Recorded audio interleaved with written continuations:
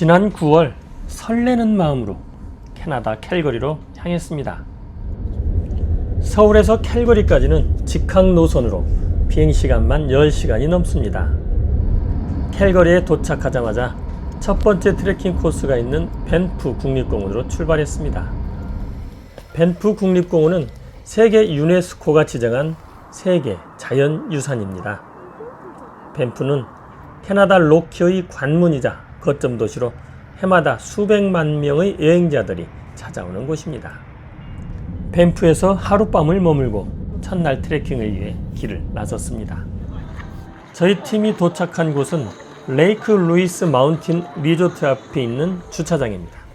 이곳에 주차를 하고 셔틀버스 정류소로 이동합니다. 그리고 예약한 셔틀버스 티켓을 받고 버스 시간을 확인한 다음 대기하고 있는 버스에 탑승합니다. 캐나다 국립공원의 경우 여행자들이 한꺼번에 몰리는 것을 방지하고 자연 훼손을 줄이기 위해 이처럼 셔틀버스를 운영하는 곳이 많다고 합니다. 레이크 루이스 리조트 주차장에서 셔틀을 타고 레이크 루이스로 갑니다. 셔틀버스는 트레킹 출발 지점까지 운행하는데요. 7분 정도 소요됩니다. 셔틀버스가 도착한 곳은 루이스 호수 셔틀버스 정류소입니다. 이곳에는 잘 갖추어진 화장실이 있습니다. 안내 지도를 보며 루이스 호수 주변 코스를 확인하고 출발했습니다. 버스 정류소에서 2분 정도 걸으면 큰 호수가 나타나는데요. 평화롭고 아름다운 루이스 호수입니다. 웅장한 빅토리아 산을 품고 있는 루이스 호수는 로키의 진주라 말합니다. 원래 원주민들은 이 호수를 작은 물고기의 호수라 불렀다고 하는데요. 1884년 캐나다 지명위원회는 빅토리아 여왕의 넷째 딸이자 당시 캐나다 총독의 부인이었던 루이스 공주를 기리기 위해 공식적으로 루이스 호수로 변경했다고 합니다. 설명하시는 분은 저희 팀 리더이자 든든한 가이드입니다. 로키 트레킹으로 만난 저희 팀원입니다. 빅토리아 산 오른쪽으로 오늘 저희 팀이 걸어 올라가야 할 코스가 보이네요. 티끌 한 점 없고 고요한 호수. 저 멀리 산마루에 걸린 만년 빙하가 이루어내는 절경은 마치 자연이 지닌 모든 아름다움을 한데 모아놓은 전시장 같습니다. 호수를 바라보며 걷습니다. 오늘은 루이스 호수를 중심으로 18km 정도 걷는 일정입니다. 호수길 주변에는 스위스 산악 가이드 기념비가 있습니다. 이는 초기 캐나디안 로키를 찾은 관광객들의 안전을 보장하기 위하여 전문적인 산악 등반 기술을 가진 스위스 가이드를 고용했는데요. 이들의 용기와 전문성을 영구히 기억하기 위해서 세워졌다고 합니다. 동상에 발을 만지는 이유는 안전한 산행을 기원하는 의미가 있다고 하네요. 호수길을 따라 본격적으로 트레킹을 시작합니다. 호수를 벗어나자 하늘 높이 솟은 울창한 숲이 나타납니다. 숲 사이로 난 흙길은 고즈넉하니 차분하고 깊은 운치가 있습니다. 로키 산맥은 길이가 4,800km에 달하는 북아메리카 서부의 대산맥입니다. 이곳은 원래 인디언과 야생동물이 주인인 곳이죠. 캐나다 로키는 4개의 국립공원으로 이루어져 있습니다. 지금 걷는 길은 밴프 국립공원 루이스 호수 주변 트레킹 코스입니다.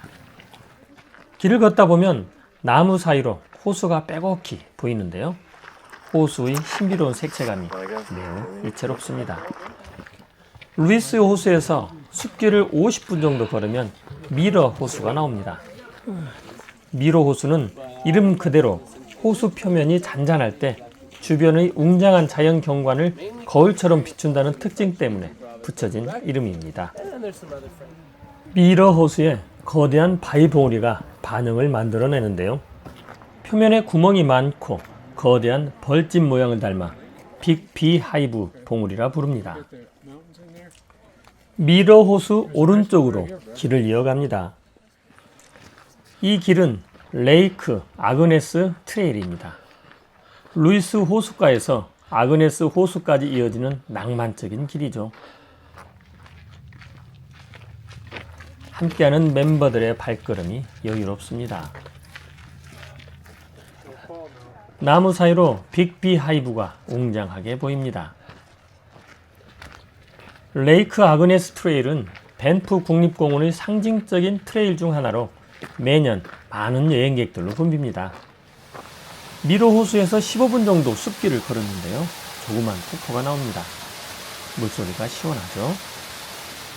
폭포 옆 계단을 따라 올라갔습니다. 넓은 공터와 함께 호수가 보이는데요. 해발 2135m의 아그네스 호수입니다. 호수 이름은 1890년대에 붙여졌는데요. 캐나다 초대 총리였던 존 A. 맥도날드의 부인인 아그네스 맥도날드 여사의 이름을 따서 명명되었다고 합니다. 이곳에는 특별한 명소가 있는데요. 아그네스 호수 찻집입니다. 레이크 아그네스 티 하우스는 1901년에 하이커들의 피난처로 지어졌으며 1905년부터 차를 제공하기 시작한 캐나다 로키에서 가장 오래된 찻집 중에 하나입니다. 이곳에는 전기가 없으므로 결제 시 현금을 사용하는 것이 일반적입니다. 호수 주변에서 잠시 망중한을 즐기는 것도 좋습니다.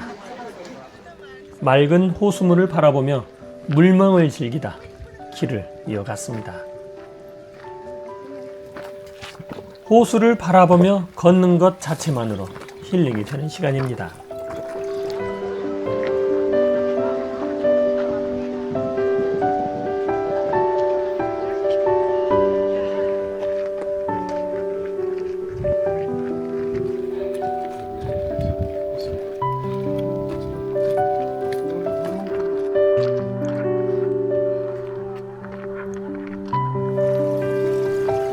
아그네스 호수를 따라 반 바퀴를 걸으면 급한 오르막이 시작됩니다. 빅비하이브 정상으로 가는 길입니다. 언덕을 올라서면 넓은 쉼터가 나오는데요. 여기서 잠시 호흡을 조절합니다. 그리고 빅비하이브 전망대를 먼저 둘러보기 위해 출발합니다. 쉼터에서 5분 정도 능선길을 걸으면 조망하기 좋은 장소가 나오는데요. 낭떠러지 아래로 옥빛 호수가 그림처럼 펼쳐져 있습니다.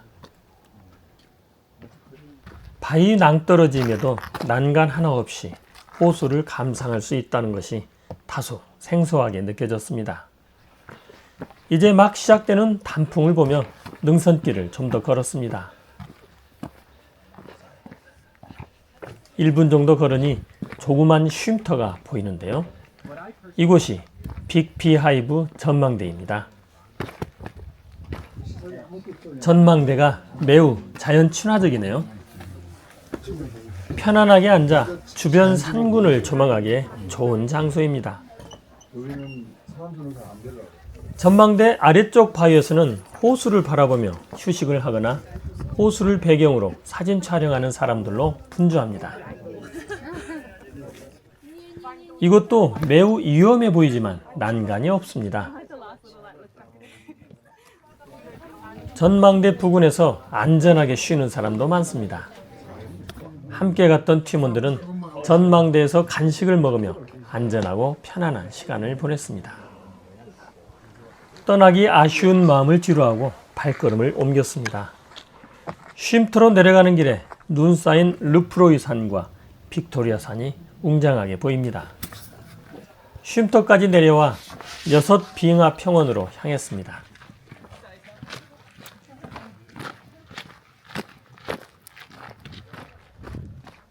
여기서부터는 내리막 숲길이 이어집니다. 팀원들은 한 명의 친구로 인해 만난 사람들입니다. 오래된 사이는 아니지만 길 위에 나란히 놓인 만큼 마음의 거리도 점차 가까워지는 것 같습니다. 언덕을 내려오면 호젓하고 정겨운 흙길이 이어집니다.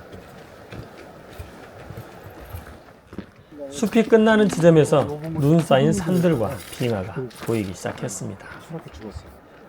그래서 그 사람 이름을 따서 르프로이라고 이름을 붙였어요.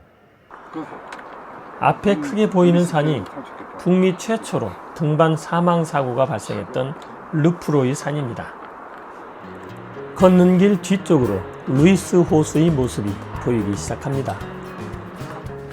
빙하와 르프로이 산, 빅토리아 산이 점점 가깝게 다가옵니다. 오늘의 최종 목적지는 에봇 고개 빙하를 볼 수 있는 빅토리아 산 아래에 있는 빙하 평원 전망대입니다. 길 주변으로 바위주대가 길게 펼쳐집니다.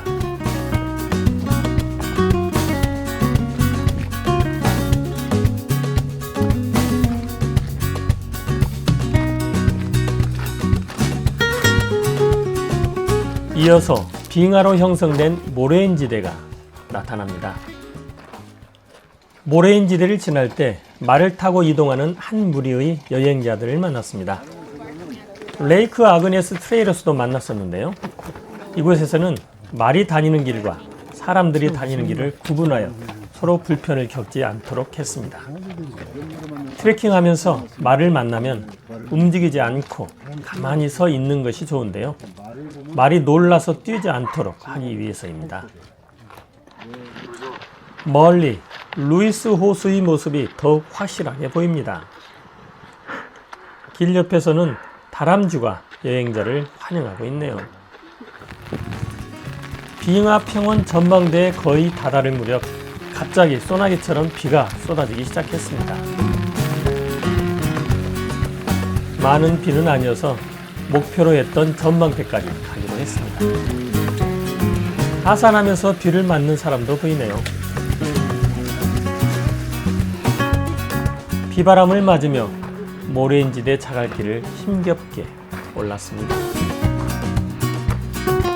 그리고 마침내 목표 지점에 도착했습니다. 에봇 패스 빙하가 그 모습을 드러냅니다. 에봇 패스는 르프로이 산과 빅토리아 산 사이에 있는 해발 2,925m의 고개입니다. 빙하 평원 전망대에서 하산을 시작했을 때 우박이 쏟아지기 시작했습니다. 하산길 옆으로는 6 빙하 평원이 넓게 펼쳐져 있습니다.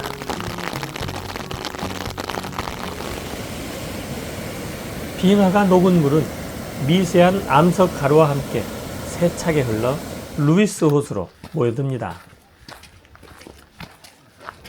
루이스 호수에서 출발하여 아그네스 호수, 빅비 하이브 정상, 6 빙하 평원을 걷는 코스는 캐나다 로키의 자연이 선사하는 가장 드라마틱하고 만족도 높은 트레킹 코스입니다. 이번 캐나다 로키 트레킹은 캠핑과 함께 하기로 했습니다. 장소는 미리 예약한 루이스 캠핑장입니다. 트레킹을 마치고 돌아오자마자 텐트부터 조립했습니다. 오랜만에 펼쳐보는 텐트였지만 여럿이 함께하니 어렵지 않게 설치할 수 있었습니다. 서로 이야기를 주고받으며 함께 만들어갔습니다. 그렇게 집 한 채가 탄생했습니다.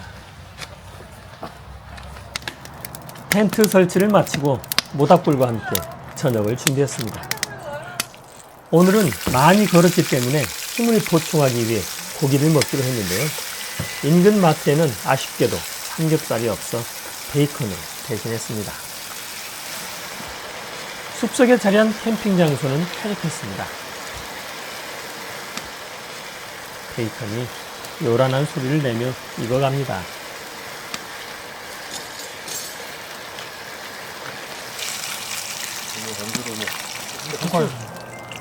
컷!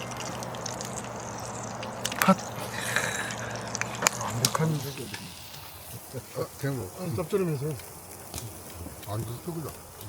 구운 베이컨의 맛은 어떨까요?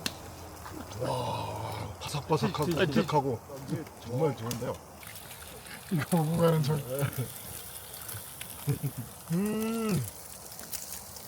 맛있어.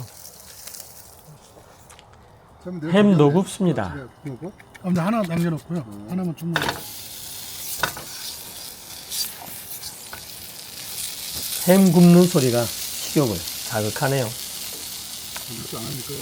어제 그쪽 장사 너무 잘 돼. 예쁘게 구워졌습니다. 좋은 코스는. 미리 준비해온 김치와 밑반찬을 꺼내놓으니 진수성찬입니다. 고생하셨습니다. 수고하셨습니다. 시원한 맥주와 함께 습속 만찬이 시작되었습니다. 야식도 익어갑니다. 모두의 정성이 깃든 캐나다 로키 숲속에서의 한 끼는 새로운 맛으로 다가옵니다. 대자연의 축복 속에서 함께 걷고 준비했던 시간들. 오래 만난 사이는 아니지만 서로를 배려하며 마음의 거리를 좁혀가는 사람들. 행복한 순간입니다. 언제 알아? 습속 만찬을 마치고 모닥불 주위로 모였습니다.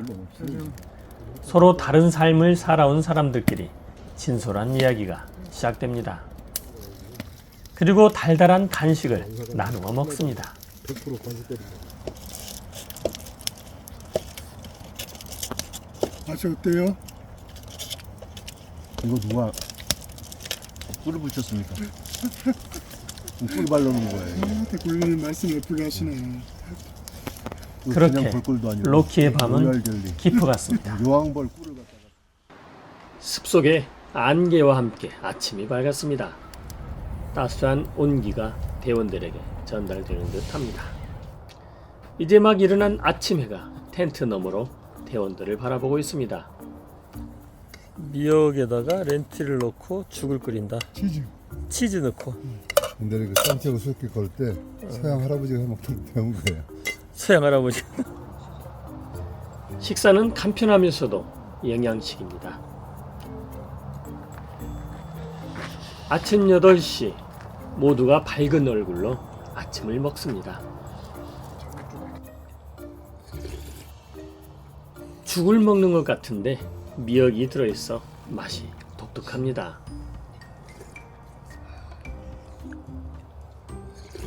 죽 속의 미역 씹는 식감이 좋습니다. 숲속의 청량한 공기 덕분에 온몸이 상쾌하고 가볍게 느껴집니다.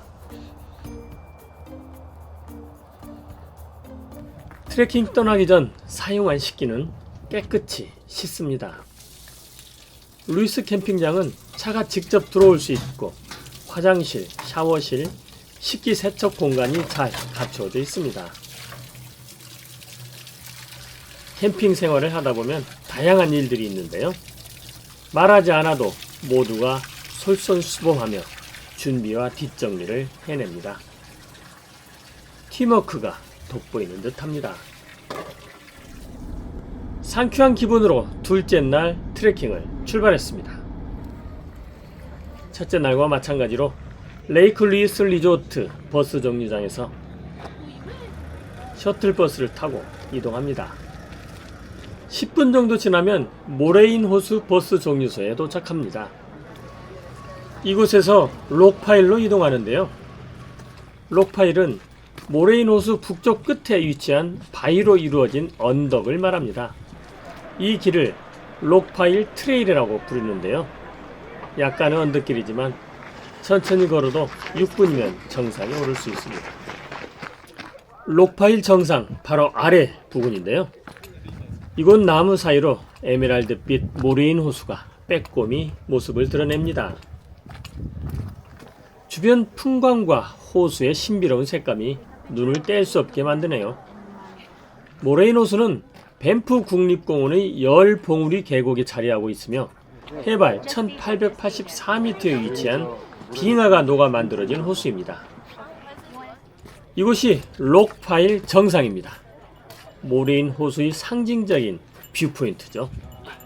많은 여행자들이 사진 찍느라 분주합니다. 호수를 병풍처럼 둘러싼 봉우리들이 바로 10개의 봉우리입니다.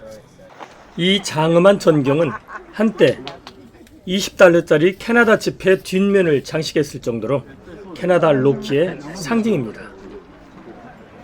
호숫가로 내려가 보았습니다. 가는 길에 곰 동상 앞에서 사진을 찍는 가족을 보았는데요. 실제 곰하고 사진 찍는 줄 알았습니다. 호수 주변에도 많은 여행자들이 사진을 찍고 있습니다. 젊은 여행자들은 마치 패션 모델처럼 자유롭고 다양한 포즈로 청춘의 순간을 남깁니다. 부부나 가족들도 추억 만들기에 여념이 없네요.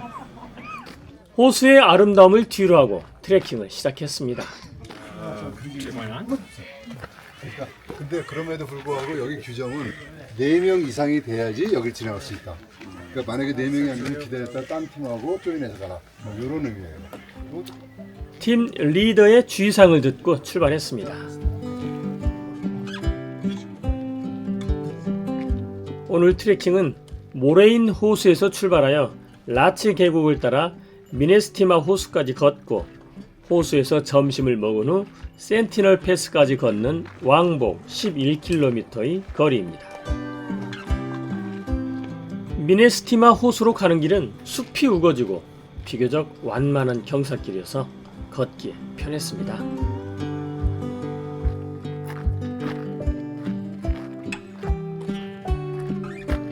발걸음을 옮길 때마다 멀리 10개의 봉우리들이 도열하듯 지켜보고 있습니다.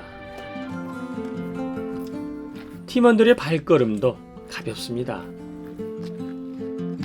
센티널 패스 가는 숲길은 밴프 국립공원 여러 트레킹 코스들 중에서도 길이 예쁘기로 널리 알려져 있습니다.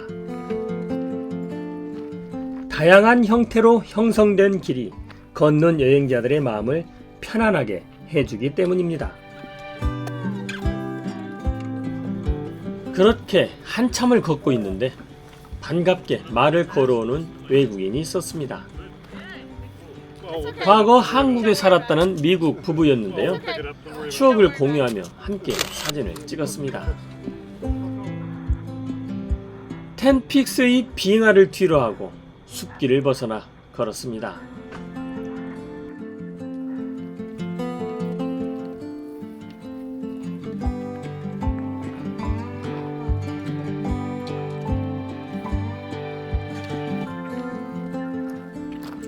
앞쪽 멀리 센티널 패스가 보이기 시작합니다. 팀원들의 발걸음도 경쾌해 보이네요. 센트럴 패스와 미네스티마 호수 바로 앞까지 왔습니다. 맑은 호수 수면에 센티널 패스가 그림처럼 반영되어 비칩니다. 고요한 호수와 열 봉우리 계곡의 봉우리들이 빚어내는 웅장한 풍경이 감탄을 자아내게 합니다. 이곳에서 점심을 먹고 가기로 했습니다. 아침에 준비한 샌드위치인데요. 그 주위로 큰 까마귀가 지나갑니다. 사람 음식이 음식을 먹고 있는 사람 옆에서 쳐다보고 있는데요. 음식이니까. 마치 음식을 나눠주기를 기다리는 것처럼 말입니다. 그러다 기대와 달리 아무 소득이 없자 슬그머니 다른 곳으로 자리를 옮기네요. 이번에는 다른 여행자에게 접근합니다. 가까이 가자마자 바로 제지당합니다. 그래도 가지 않고 또다시 시도합니다.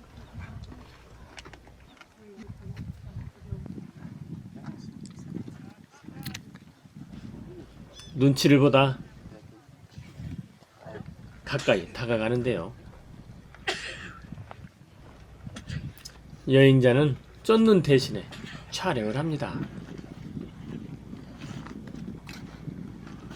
까마귀는 아무 소용이 없다는 것을 알았는지 이제 포기를 하네요. 세상에서 가장 아름다운 배경 속에서의 점심은 꿀맛이었습니다. 에너지를 재충전하고 센티널 패스를 향해 발걸음을 옮겼습니다.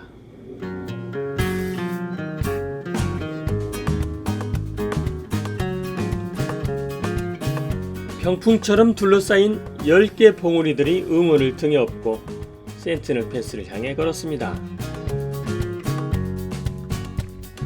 발 아래로 보이는 빙하 호수인 미네스티마 호수가 아름답게 보입니다.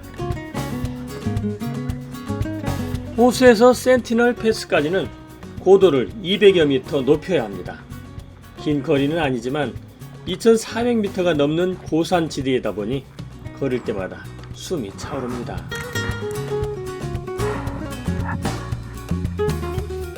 내려가는 사람과 인사를 주고받으며 천천히 걷습니다. 패스 정상에 도착했습니다. 호수에서 40여 분이 소요되었습니다. 고개 너머에는 새로운 세상이 펼쳐졌습니다. 장엄한 암봉들과 계곡, 구름 모자를 쓴 빙하들이 마치 우리를 기다려온 듯 웅장한 모습을 드러냅니다.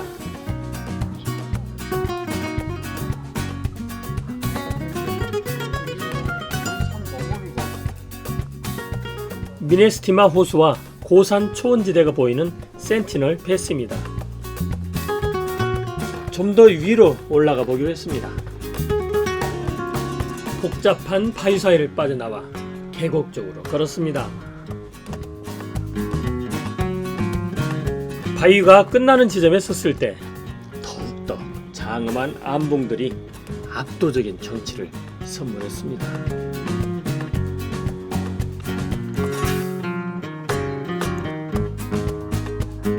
이런 장엄한 경치를 연출하고 있는 봉우리들은 어제 6빙하 평원 전망대에서 보았던 르프로이 산 등의 경치인데요.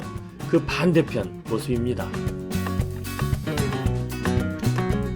올라온 방향으로도 10봉우리 계곡의 암봉들이 미네스티마 호수를 둘러싸고 있는 최고의 경관을 연출하고 있습니다.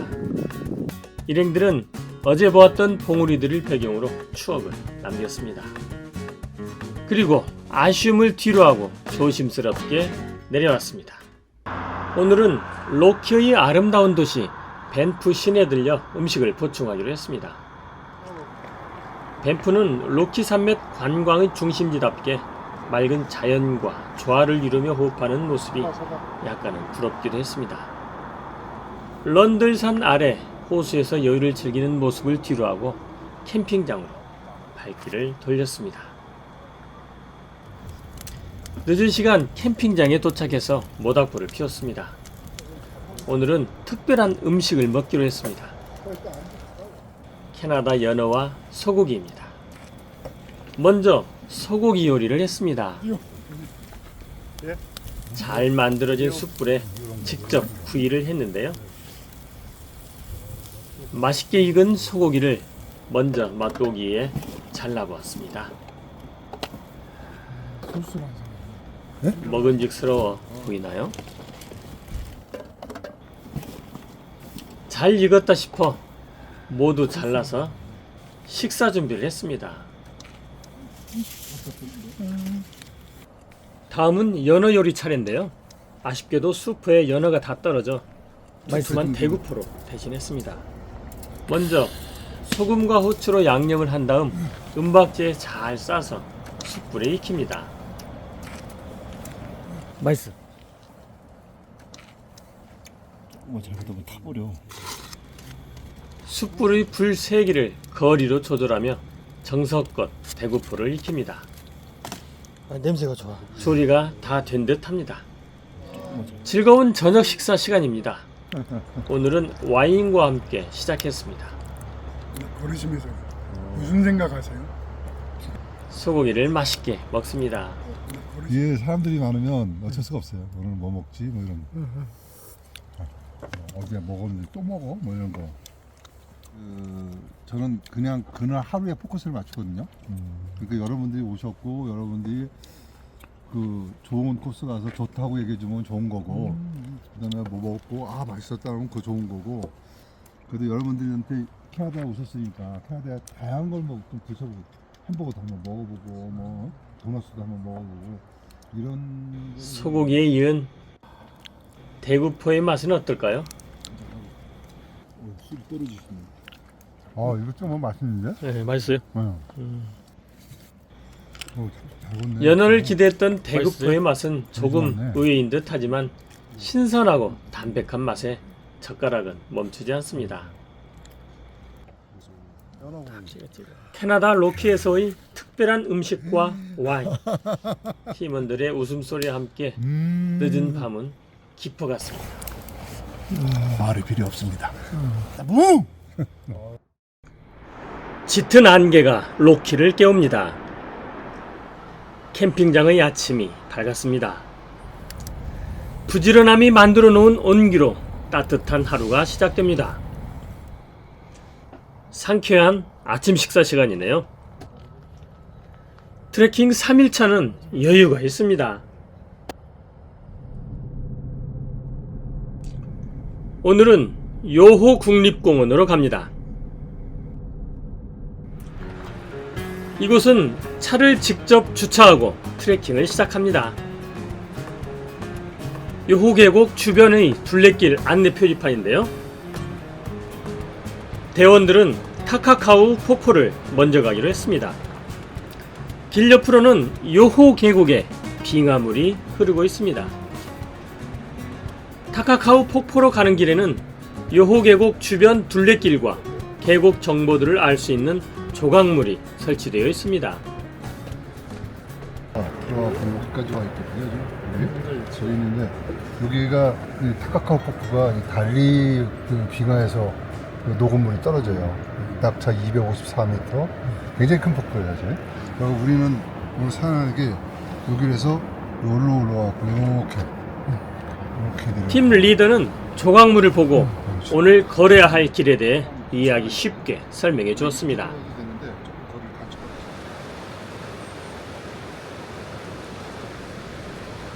타카카우 폭포로 가기 위해 다리를 건넜습니다. 하늘을 찌를 듯이 자란 나무 숲길이 발걸음을 가볍게 해주네요. 웅장한 소리와 함께 나무 사이로 거대한 폭포가 모습을 드러냅니다. 타카카우 폭포입니다. 폭포물은 요호 계곡으로 흘러들어갑니다. 총 높이가 373m인 타카카우 폭포는 단일 낙차만 254m에 달하며 캐나다에서 두 번째로 높은 폭포입니다. 아직 안개가 걷히지 않아 폭포가 더욱 신비롭게 보입니다.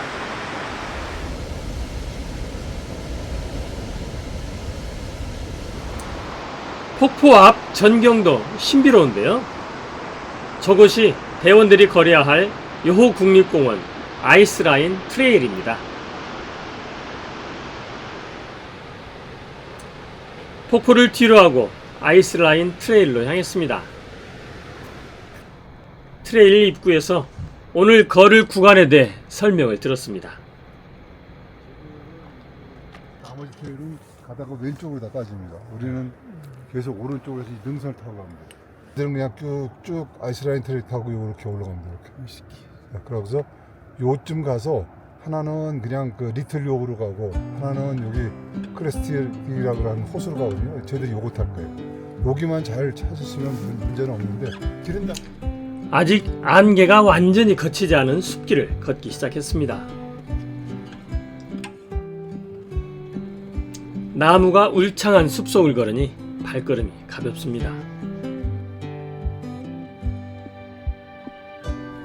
입구에서 1시간 10분 정도 올라오니 계곡 너머로 타카카우 폭포가 어렴풋이 보입니다. 안개가 걷히기를 기대하며 좀 더 올라갔습니다. 구름 위 높이에 다다르자 빙하 지역의 산과 폭포 상층부가 보였습니다. 다 보이네.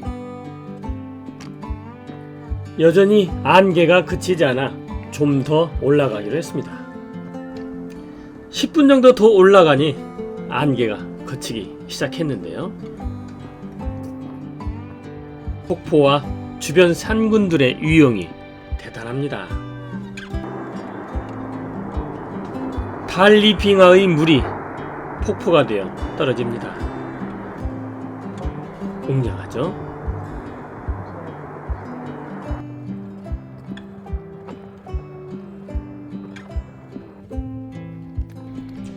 숲을 벗어나 모래인 지역을 걷습니다. 과거에는 빙하가 있던 곳인데 얼음이 녹아 돌만이 자리를 지키고 있습니다. 얼음이 떠난 자리에는 나무들이 조심스럽게 들어오기 시작합니다.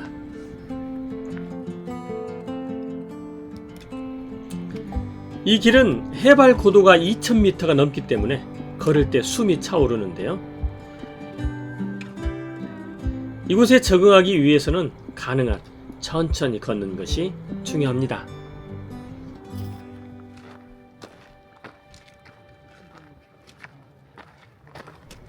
숲을 벗어나 모래인 지대를 40여 분 정도 걸으니 빙하 바로 아래에 도착합니다. 이곳이 아이스라인 트레일 하이라이트 장소입니다. 빙하를 가장 가까이서 볼 수 있는 곳이죠.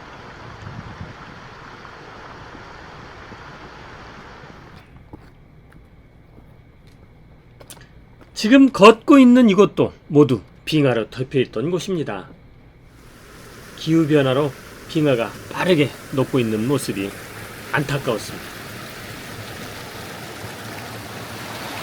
이 빙하물도 흘러 요호 계곡으로 들어갑니다. 빙하가 녹은 물은 2000m가 넘는 장소에 호수를 만들어냅니다.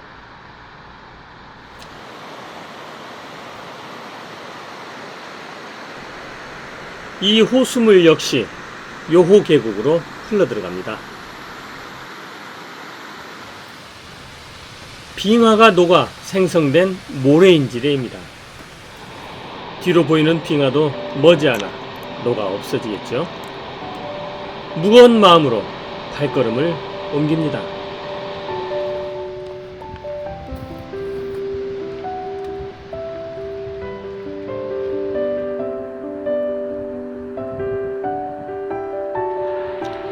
젊은 아빠는 두 아이와 함께 걷습니다. 아이들에게 무엇을 보여주고 싶었을까요? 대원들은 빙하와 계곡을 한 번에 보기 위해 조그만 모래 언덕을 올랐습니다.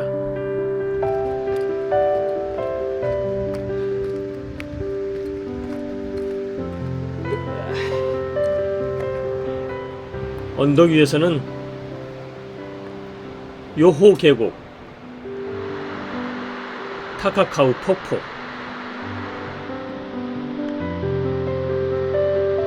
울창한 숲,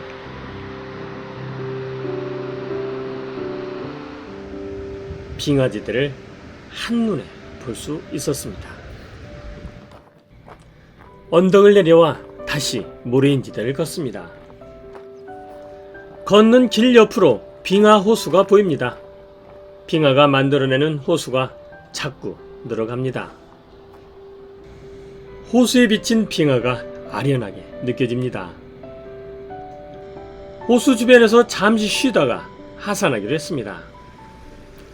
웃음폭포 방향으로 발길을 옮겼습니다. 여전히 모래인지대를 걷습니다. 아래 보이는 숲까지는 10분 정도 소요되었습니다. 따스한 가을 햇살과 함께 숲길을 걸으니 기분이 상쾌했습니다.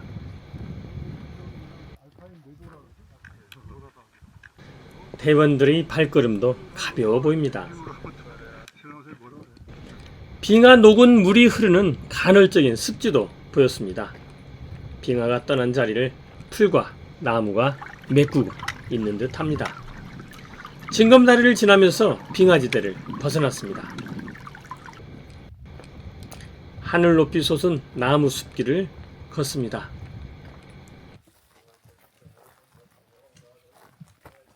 전형적인 캐나다 숲길의 모습이죠.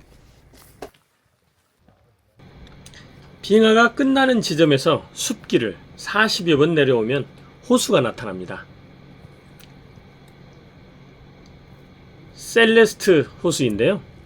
동화 속에 나오는 숲속 호수처럼 예쁩니다. 다시 숲길을 따라 내려갑니다.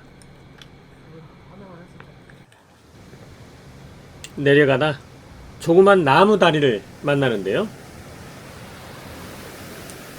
다리 아래로 거센 물살이 보입니다. 빙하가 녹아내린 물이죠.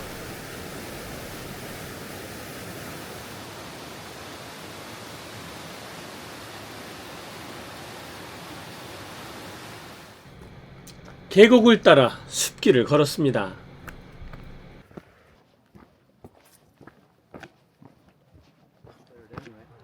웃음폭포를 보고 가기로 했습니다. 물소리가 웅장하게 들립니다.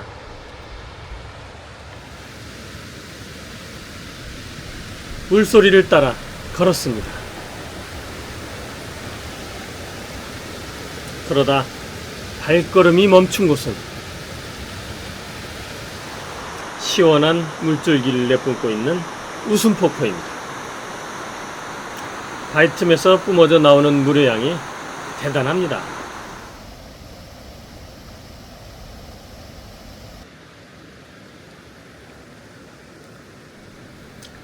웃음폭포를 끝으로 요호 국립공원 아이스라인 트레일 18km 8시간의 하이킹이 마무리되었습니다.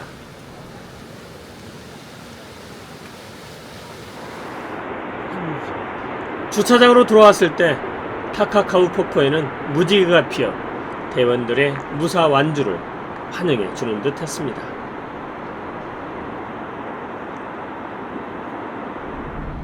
캠핑장으로 돌아가는 길에 인근에 있는 호수에 들렸습니다. 숲으로 둘러싸인 아주 멋있는 호수인데요.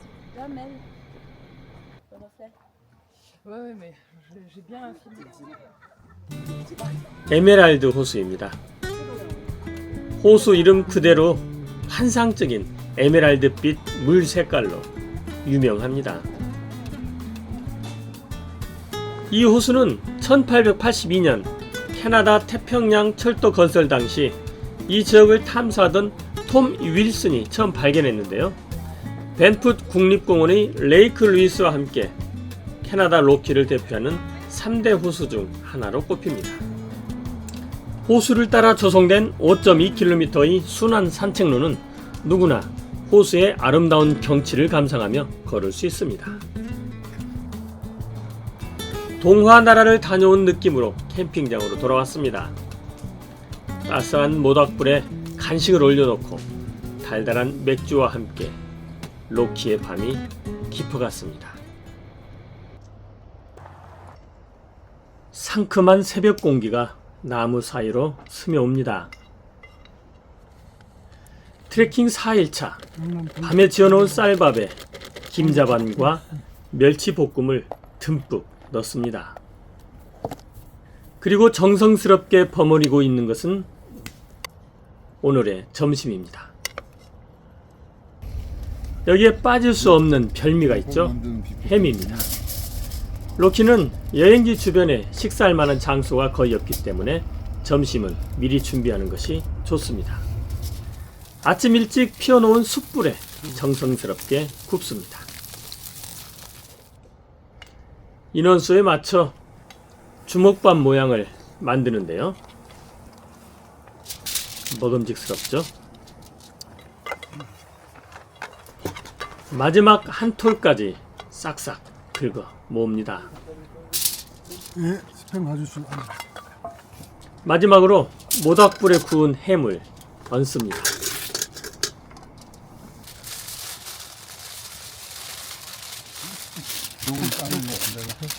그리고 포장을 하면 맛있는 주먹밥이 만들어집니다. 참 쉽죠. 오늘은 밴프 국립공원에서 제스퍼 국립공원으로 이동합니다. 거리는 230여 킬로미터입니다. 캠핑장도 제스퍼 히슬로 캠핑장으로 옮깁니다. 오늘은 이동하면서 아름다운 호수와 짧은 트레킹 코스를 탐방하는 일정입니다. 캠핑장에서 30분 정도 달리면 가까운 곳에 바우 호수를 만납니다. 바우 호수는 밴프 국립공원에서 가장 아름답고 상징적인 빙하 호수 중에 하나로 꼽힙니다. 호수 주변 풍광이 아름답죠? 이곳은 호숫가를 따라 산책할 수 있도록 레이크 쇼어 트레일을 만들었습니다. 로키 산맥의 웅장한 풍경을 바라보며 여유있게 산책할 수 있습니다. 잔잔한 호수에 비친 로키의 물그림자를 이용하면 최고 인생샷을 찍을 수 있습니다. 바우 호수 입구에 위치한 넘티자 롯지입니다. 붉은 지붕과 통나무 스타일의 이 산장은 캐나다 로키의 역사와 개척 정신을 담고 있는 상징적인 장소로 남아 있습니다. 바우 호수에서 아이스필드 파크웨이를 8분 정도 달리면 로키 산맥을 대표하는 가장 아름답고 독특한 호수를 만납니다. 호수 전망대인데요. 관광객들로 가득합니다. 전망대 끝에 서면 숨이 멎을 듯한 옥빛 호수가 눈앞에 펼쳐집니다. 밴프 국립공원의 보석, 바로 페이토 호수입니다. 페이토 레이크 전망대입니다. 이곳에서 내려다보면 호수의 모양이 마치 곰의 발바닥 또는 늑대의 머리를 닮았다고 하는데요. 비슷하나요? 호수 이름은 로키 산맥의 초기 탐험가이자 전설적인 가이드였던 빌 페이토의 이름을 따서 명명되었습니다. 다음 장소로 이어갑니다. 지금 달리는 도로는 캐나다 93번 고속도로인 아이스필즈 파크웨이인데요. 밴프 국립공원과 제스퍼 국립공원을 잇는 핵심 도로이며 세계에서 가장 아름다운 드라이브 코스이기도 합니다. 아이스필즈 파크웨이에 있는 파커 리지 입구입니다. 먼저 안내판에 있는 트레일에 대한 설명을 들은 다음 천천히 출발했습니다. 파커 리지는 밴프 국립공원과 제스퍼 국립공원의 경계 부근에 있는데요. 왕복 5.1km의 짧은 트레일만으로도 로키 최고의 빙하 전망을 만끽할 수 있습니다. 숲길을 먼저 걷습니다. 흙길로 잘 정비가 되어 있어 걷기에 편안합니다. 캐나다 로키 산맥 지역에는 고도가 높아 해발 2000에서 2200m 사이에 나무 한계선이 형성됩니다. 나무 한계선을 기준으로 위쪽으로는 정상적인 크기의 나무는 더 이상 자라지 못하고 관목이나 키가 작은 나무가 자라게 됩니다. 파커 리지 출발점이 2000m 높이인데요. 이곳부터 15분 정도 올라가면 나무 한계선에 다다릅니다. 비교적 키가 작은 나무들이 자라고 있네요. 오르는 길은 2000m가 넘는 고산지대이기 때문에 빠르게 걸으면 숨이 차서 걷기가 힘듭니다. 천천히 호흡을 조절하며 걸어야 합니다. 길 주변으로는 나뭇잎에 단풍이 들기 시작했습니다. 물든 나뭇잎이 햇빛을 받아 아름다운 색감으로 빛나고 있습니다. 정상 가까이 오르니 주변 시야가 트여 사방으로 웅장한 산들이 나타나기 시작합니다. 대부분의 산들이 산 중턱에까지만 나무가 자라고 있습니다. 파커 리지 정상에 도착했습니다. 입구에서 천천히 걸어 50분 정도 소요되었습니다. 파커 리지에서는 콜롬비아 빙원에서 흘러나오는 거대한 서스캐처원 빙하를 정면으로 내려다볼 수 있습니다.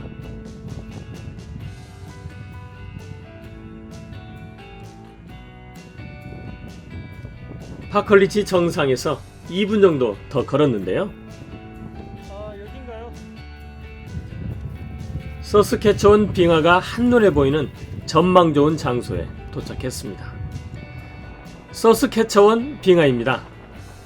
한국 사람들은 빙하의 모양이 한반도를 닮았다고 하는데요. 비슷하죠? 빙하 아래쪽에는 조그만 호수가 형성되어 있네요. 최고의 조망 지점에서 아침에 정성스럽게 준비한 햄 주먹밥으로 점심을 먹고 가기로 했습니다.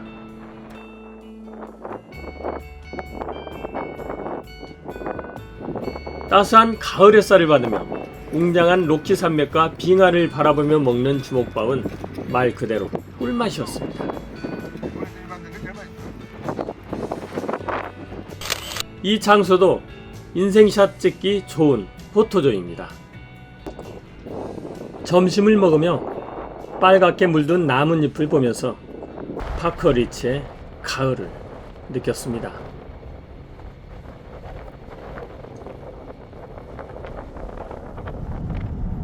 다시 아이스필즈 파크웨이를 달립니다. 파커 리치 주차장에서 자동차로 8분 정도 달리면 콜롬비아 아이스필드에 도착합니다. 이곳은 설상차로 빙하 위까지 올라가는 체험이 가능한데요. 저희 팀은 빙하만 보기로 했습니다. 빙하 형성 과정을 설명해 놓은 표지판을 지나 걷습니다. 연도를 나타내는 숫자가 나오는데요. 이는 빙하가 남아있었던 연도와 남아있었던 빙하의 위치를 표시해 놓은 곳입니다. 1982년까지는 이곳에도 빙하가 있었던 장소입니다. 앞쪽 표지판을 보았습니다. 이번에는 1992란 숫자가 적혀 있는데요. 10년 동안 빙하가 엄청 녹아 없어졌네요. 빙하 가까이 가보았습니다. 안타깝게도 이곳은 빙하가 있어야 할 자리인데 메마른 흙먼지만 날리고 있습니다. 울타리 바로 앞쪽에 연도 숫자가 있는데요. 2006년입니다. 빙하 녹는 속도가 급격히 빨라지는 듯 보입니다. 연도별 빙하 녹는 장소 표식을 보니 기후변화가 심각하게 느껴졌습니다. 빙하 아래쪽으로는 강이 형성될 정도로 많은 물이 흐르고 있는데요. 빙하 녹는 속도를 보는 것 같아 안타까웠습니다. 아이스필즈 파크웨이를 따라 다음 장소로 이동했습니다. 에스베스카 폭포인데요. 콜롬비아 병원에서 녹아내린 물이 흐르는 에스베스카 강 상류에 있는 폭포입니다. 콜롬비아 병원에서 자동차로 1시간 거리에 있습니다. 로키의 다른 폭포들에 비해 아주 높지는 않지만 엄청난 수량과 힘으로 보는 이를 압도하는 인상적인 폭포입니다. 폭포 주변으로 난간을 설치하여 폭포의 다양한 모습을 볼 수 있도록 했습니다. 물의 양이 엄청나죠?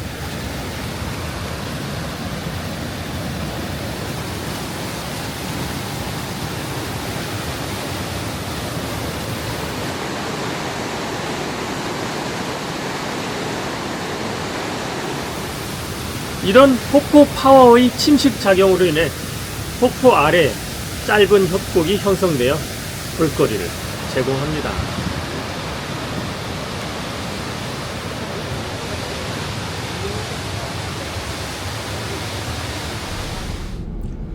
웅장한 폭포 소리의 여운을 안고 캠핑장으로 이동했습니다.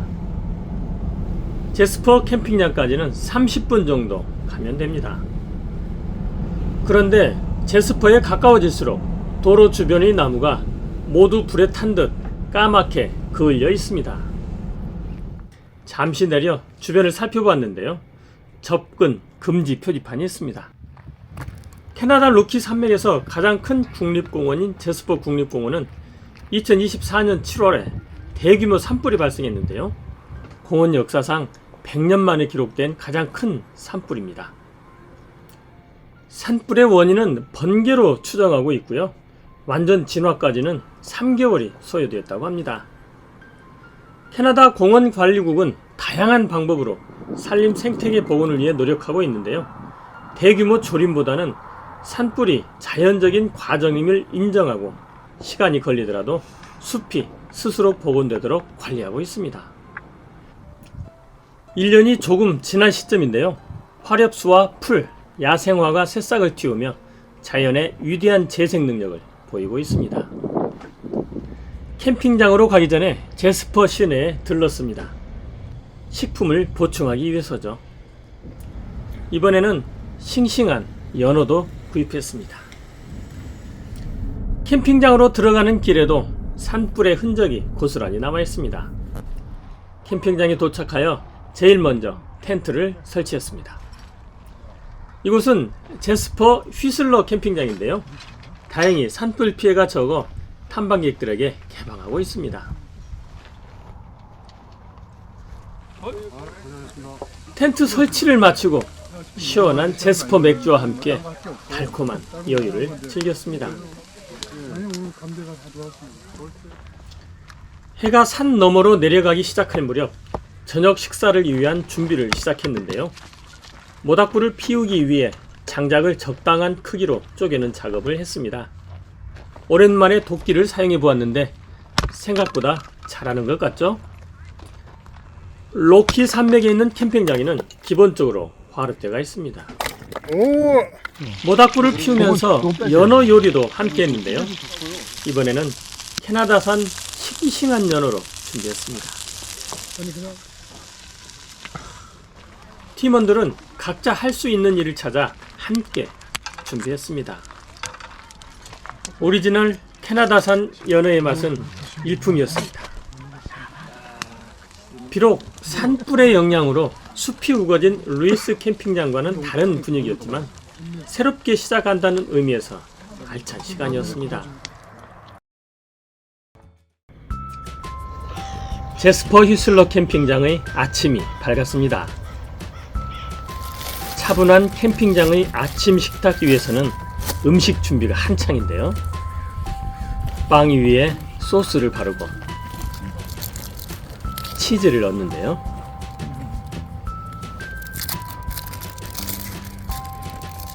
두 장씩이나 얹습니다. 그런 다음 슬라이스 햄과 야채를 올리면 영양 만점 캐나디안 샌드위치가 탄생합니다. 오늘 트레킹 점심인데요. 주스와 과일이 덤으로 제공되었습니다. 오늘은 캐나다 브리티시 콜롬비아에 있는 마운트 롭슨 주립공원 계곡 숲길 14km를 걷는 여정입니다. 마운트 롭슨 웰컴 센터와 주차장을 지나면 나무 다리를 건너는데요. 다리 아래로 세차게 흐르는 물줄기는 롭슨 강입니다. 출발하기에 앞서 길 입구에 있는 트레일 안내도를 보며 가이드 형님으로부터 오늘 걸을 길에 대한 설명을 들었습니다. 그리고 설레는 마음으로 출발했습니다. 하늘에 닿을 듯한 울창한 나무가 도열해 있는 숲길이 나옵니다. 숲길을 걷는 멤버들의 발걸음이 어느 때보다 가벼워 보입니다. 캐나다 로키를 생각할 때 떠오르는 풍경이죠. 길을 따라 흐르는 빙하물 소리가 숲의 고요함을 깨우고 있습니다. 길을 걸으면서 자전거를 타고 가는 여행도 보았는데요. 이 길은 일정 구간까지 자전거를 이용할 수 있습니다. 길은 우리의 임도길처럼 잘 조성되어 있어 걷기에 참 좋습니다. 길을 가다 보면 이렇게 산을 향해 만들어 놓은 의자가 있는데요. 의자 방향으로 웅장하게 솟아있는 산이 마운트 롭슨입니다. 울창한 숲속으로 걸어 들어가는 일행들의 모습에서 일상을 벗어난 진정한 자유가 느껴집니다. 문명의 소음이 닿지 않는 곳, 원시 자연 속으로 스며듭니다. 길을 걷다 길가에 있는 큰 나무를 안아보았는데요. 나무가 너무 커서 한아름에 앉기에는 턱없이 부족합니다. 이러한 숲길은 걷는 것만으로도 무한 힐링이 되는 듯합니다. 따스한 가을 햇살이 나무들을 간지럽히고 있습니다.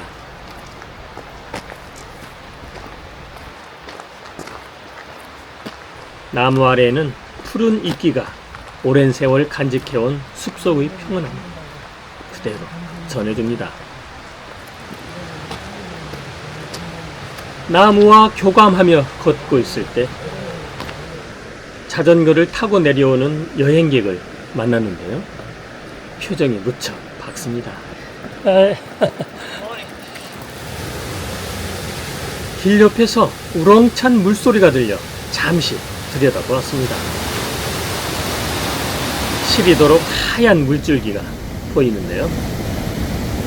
멀리 눈을 이고 있는 산이 마운트 롭슨입니다. 4,000m 가까운 봉우리의 빙하에서 시작된 물이 이렇게 세차게 흐르고 있습니다.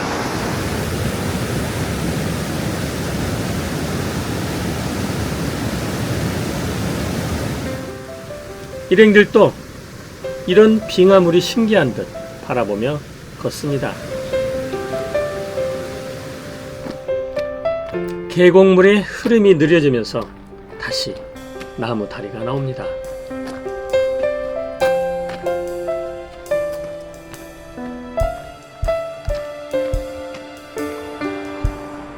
나무다리 가운데에 서서 흐르는 물을 바라보았는데요.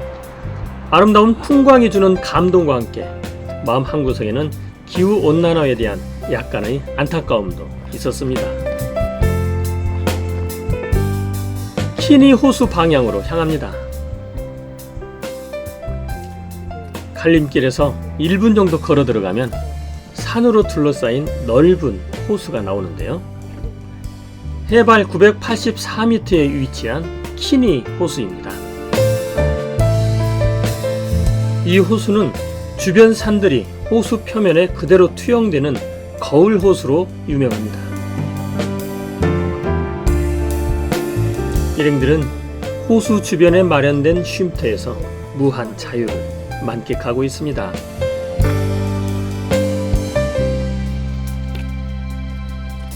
호수 길을 따라 발걸음을 옮깁니다.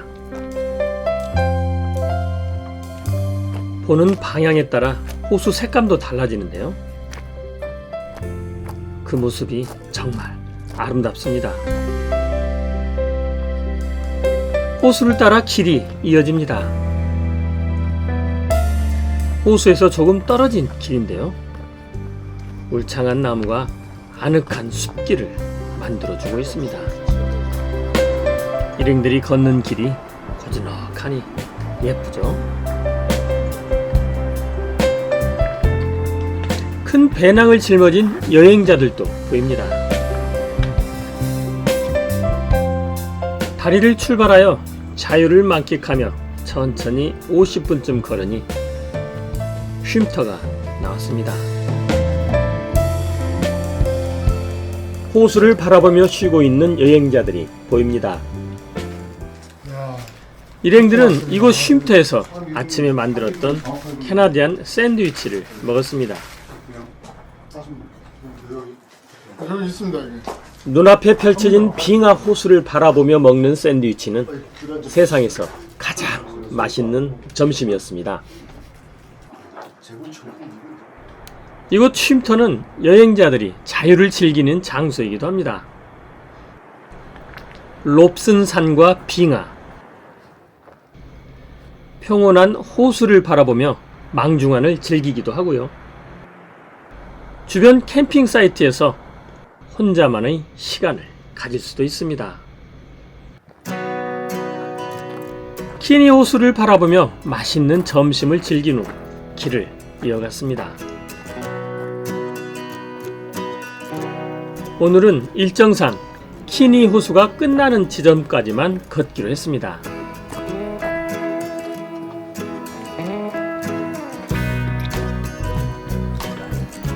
도란도란 이야기를 주고받으며 걷는 모습이 여유롭고 편안해 보입니다.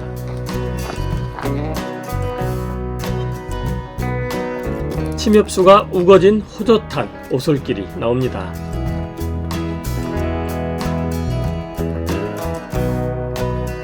숲길을 걷다 보면 자전거 보관소가 나오는데요. 자전거로 이동할 수 있는 제한구역이 표시된 지점입니다. 자전거를 가지고 온 여행자들은 자발적으로 이 원칙을 지키며 트레킹을 즐기고 있습니다. 천천히 숲길을 걷습니다. 하늘을 가릴 듯이 빽빽한 나무 숲길 주변으로는 유독 푸른 이끼가 가득한데요. 이러한 현상은 이 구간의 특징으로 키니 호수 영향을 받아 다른 곳보다 습도가 높기 때문에 나타난 현상입니다. 키니 호수 상류입니다. 지금은 바닥이 드러나 보이는데요. 봄에 눈이 녹아 수량이 많아지면 이곳도 호수로 변한다고 합니다. 이끼 내음을 맡으며 숲길을 천천히 걸었습니다. 쉼터에서 숲길을 30분 정도 걸으면 키니 호수 상류가 나오는데요. 오늘 트레킹은 여기까지입니다.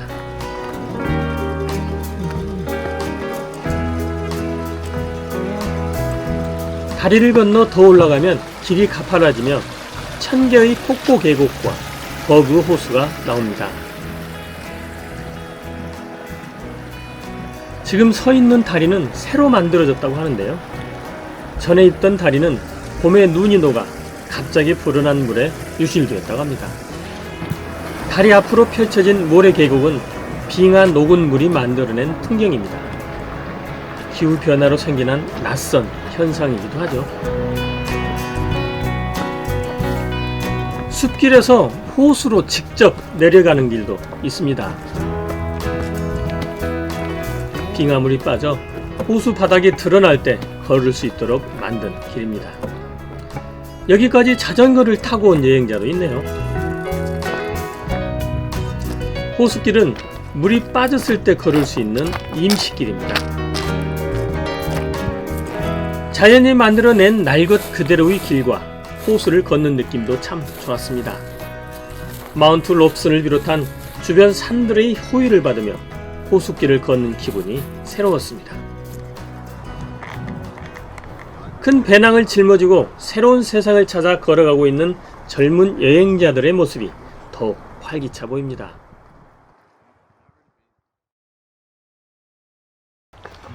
제스퍼 휘슬러 캠핑장에 아름다운 노을이 붉게 물들고 있습니다. 노을을 바라보며 하루를 마감하는 저녁을 준비하는데 한 무리의 엘크떼가 캠핑장에 나타났습니다. 산불로 인해 어디론가 자취를 감췄던 엘크는 자연의 회복력을 보이자 다시 그들의 소중한 터전으로 돌아온 겁니다. 캠핑장에 있던 사람들은 갑자기 나타난 엘크를 신기하게 바라보고 사진을 찍으며 환영해 주었습니다. 엘크들도 오랜만에 만난 사람들이 반가운 듯 한참을 눈을 맞추더니 천천히 발걸음을 옮겼습니다. 다음날 이번 로키 트레킹의 마지막 여정을 향해 길을 나섰습니다. 세계 최고의 드라이브 코스인 아이스필드 파크웨이를 설레는 마음으로 달렸습니다. 차창 밖으로 보이는 풍광이 기분을 상쾌하게 했습니다. 오늘 여정이 시작될 트레일의 출발점으로 갔습니다. 우리가 갈 길은 이제 그 볼드힐이라 해서 여기서 출발해가지고 쭉 그 임도로 해서 올라가요. 울창한 숲길로 시작되는 편안한 길은 여행자들의 발걸음을 가볍게 해줍니다. 볼드힐스 트레일은 제스퍼 국립공원의 보석이라 불리는 말린 호수를 한눈에 내려다볼 수 있고 로키의 광활함을 선물하는 최고의 전망대가 있는 곳입니다. 어떤 얘기 같죠? 일단은 트레일 초입에는 하늘 높이 솟은 침엽수림 사이로 완만한 숲길이 이어집니다. 해발 1670m인 호숫가에서 시작해 정상인 2330m까지 약 600m의 고도를 도란도란 이야기하며 천천히 올라갑니다.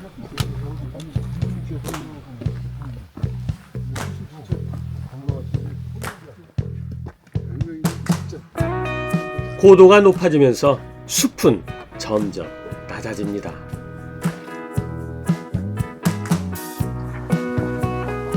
이곳은 해발 2000m를 넘어서면서 수목 한계선이 나타납니다.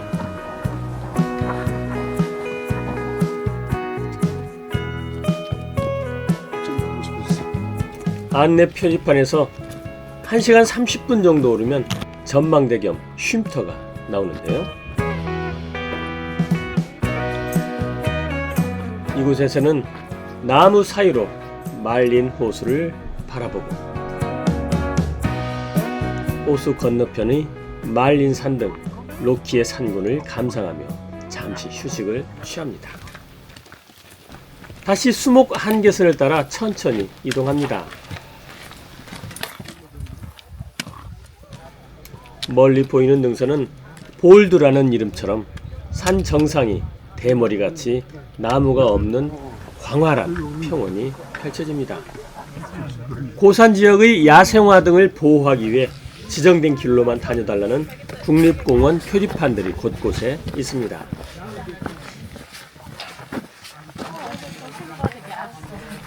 한 무리의 학생들이 지정된 길을 따라 활기 넘치게 걸어갑니다.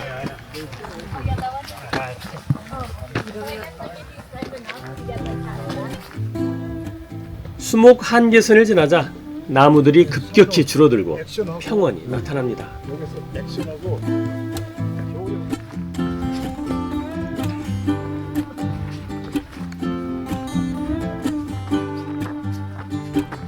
숲이 물러난 길에는 탁 트인 능선이 모습을 드러냅니다. 7, 8월에는 야생화로 화려하게 수놓아졌을 언덕을 오릅니다. 발 아래로 일행이 지나온 나무와 호수가 광활하게 펼쳐지네요. 볼드 힐스로 오르는 젊은 여행자들의 발걸음에 로키의 설레임이 스며듭니다.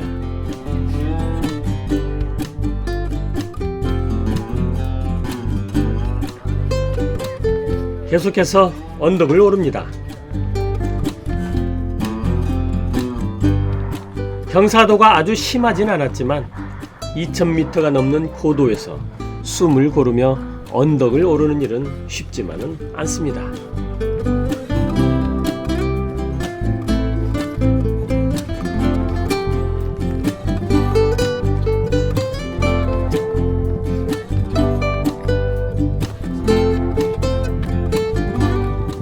올드 볼디 뷰포인트에 올랐습니다. 뷰포인트에 올라서니 로키의 광활한 대자연이 모습을 드러냅니다. 어깨를 맞대고 있는 퀸 엘리자베스 연봉들이 웅장하고 광활한 파노라마가 시선을 압도합니다. 말린 호수를 품은 로키의 거대한 산군이 그 유용을 뽐내고 있습니다. 오늘 최종 목적지인 볼드힐스 뷰포인트를 향해 발걸음을 옮겼습니다. 대머리산의 정수리를 타고 걷습니다. 주변은 황량하지만 시야를 가리는 것이 없어 탁 트인 조망이 일품입니다. 야생화가 자리를 비운 호젓한 흙길을 따라 걸어오릅니다.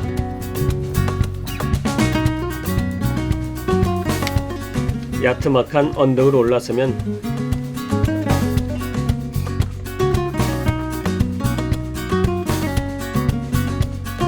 로키의 광활한 파노라마가 펼쳐집니다.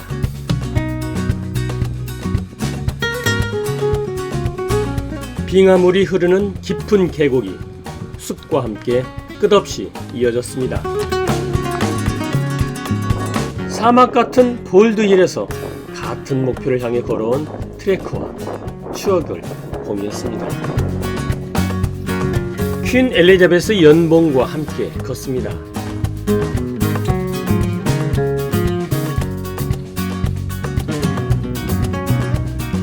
눈앞에 펼쳐진 퀸 엘리자베스 연봉들과 말린 호수의 조화가 마음을 설레게 합니다. 해발 2330m인 볼드힐스 뷰포인트 정상에 가까워졌습니다.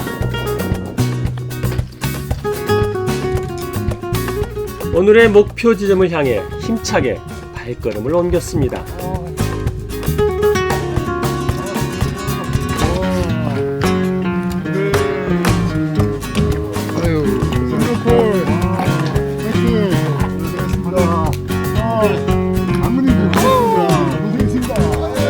마침내 볼드힐스 정상에 올랐습니다. 침엽수림과 평원을 지나 마주친 로키의 웅장한 풍광이 눈앞에 광활하게 펼쳐졌습니다. 로키에서 가장 크고 아름다운 말린 호수의 황홀한 자태가 감동적으로 다가왔습니다. 볼드힐스 뷰포인트에서 느꼈던 말린 호수의 감동을 이어가기 위해 호숫가로 더 가까이 내려왔습니다. 말린 호수는 제스퍼 국립공원을 대표하는 상징이며 세계적으로 손꼽히는 빙하호수입니다. 수심이 깊어 그 색감이 더욱 짙고 신비롭습니다. 말린 호수는 카누를 저으며 낭만을 만끽할 수 있고 유람선에 올라 물 위에서 호수 주변의 아름다운 풍광을 감상할 수 있습니다. 잔잔한 호수를 바라보며 그동안 함께 걸었던 6개의 환상 트레킹 코스와 옥빛 호수의 기억을 생각하며 즐겁고 행복했던 시간들을 마음속 깊이 새겼습니다.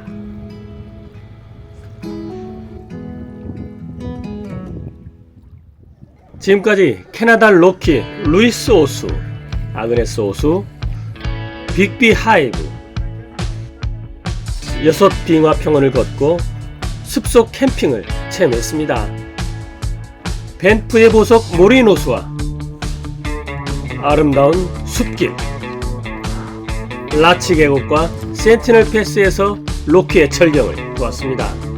캠핑장에서 직접 점심을 만들고 요호 국립공원의 타카카우 폭포를 지나 캐나다 로키를 대표하는 아이스라인 트레일을 걸었습니다. 옥빛 에메랄드 호수와 보우호수에서 마음의 여유를 느꼈습니다. 아름다운 드라이브 길을 따라 옥빛 핏호수를 봤습니다. 로키에서 한반도 지형을 볼 수 있는 파컬리지, 빙하를 체험하는 콜롬비아 빙원, 빙하수로 만들어진 에서베스카 폭포에서 로키의 속살을 보았습니다. 캐나디언 샌드위치 점심을 만들고 롭슨강을 따라 버그레이크 트레일을 걸어 키니호수에서 평온함을 느꼈습니다.